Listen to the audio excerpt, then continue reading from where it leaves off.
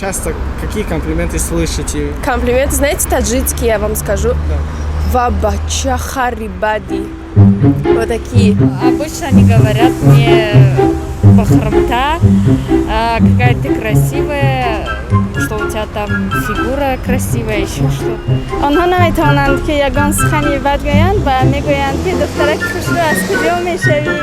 من میگم اگر جون اگر سه دل می داشتم ارزش برای تو میذارم.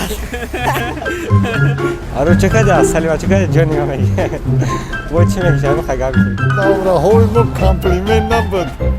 تا که از جانب معشوقه نباشد کشش کوشش عاشق بیچاره به جای نرسد.